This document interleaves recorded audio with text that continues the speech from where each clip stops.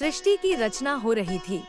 जब समय खुद नवजात था, तब कुछ ऐसे रिश्ते जन्मे जो आज भी ब्रह्मांड के संतुलन को परिभाषित करते हैं।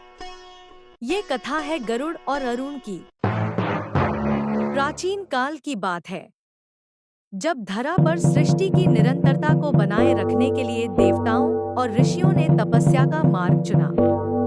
उन्हीं में से एक थे महर्षि कश्यप। उनकी शक्ति, उनका तप और उनका वंश आगे चलकर सृष्टि के संतुलन का आधार बने। ऋषि कश्यप ब्रह्मा के मानसपुत्र। उन्होंने सृष्टि की निरंतरता के लिए कई पत्नियां ग्रहण की। उनमें से थी विंता और कद्रू। विंता और कद्रू ऋषि कश्यप के सामने प्रणाम करती है। तुम दोनों मुझसे जो चाहो वर मांग सकती हो। कद्रू, मुझे 1000 बलवान पुत्रों का वरदान दीजिए। विंता, मुझे केवल 2 पुत्र चाहिए, पर वे सबसे श्रेष्ठ हों, तेजस्वी, अमर और अतुलनीय। कश्यप आशीर्वाद देते हैं। आकाश से दिव्य प्रकाश उतरता है। 2 महिलाएं अपने अंडों की देखभाल करती हैं।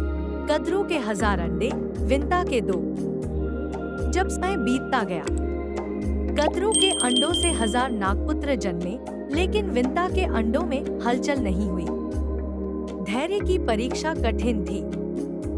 कद्रू के अंडे जल्दी फूटे और उनके 1000 नागपुत्र उत्पन्न हुए, पर विंता के अंडे बहुत समय तक नहीं फूटे। अधीर होकर विंता ने एक अंडा बलपूर्वक तोड़ दिया।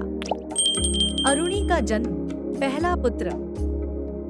जो अंडा विंता ने अधीर होकर तोड़ा, उसमें से अरुण निकले, एक अधूरे विकसित रूप में। उन्होंने अपनी माता को शाप दिया, हे माता, तुम अधीर हुई और मुझे अधूरा जन्म दिया, इसलिए अब तुम मेरी दूसरी संतान के जन्म तक दासी बनकर रहोगी। साथ ही उन्होंने कहा कि दूसरा पुत्र अत्यंत तेजस्वी होगा और माता को दासत्व से मुक्त करेगा। अरुण आगे चलकर सूर्यदेव का सारथी बना। उसे अरुणोदय के कारण ही सुबह की लालिमा मानी जाती है। गरुड़ का जन्म, दूसरा पुत्र। कुछ समय बाद दूसरा अंडा फूटा और उसमें से जन्म हुआ गरुड़ का, जो पक्षीराज कहलाए। गरुड़ में अद्वितीय शक्ति, बुद्धि और तेज था। वे देवताओं और असुरों से भी श्रेष्ठ माने गए। गरुड़ का पराक्रम और मातृ मुक्ति। कद्रू ने एक बार विंता से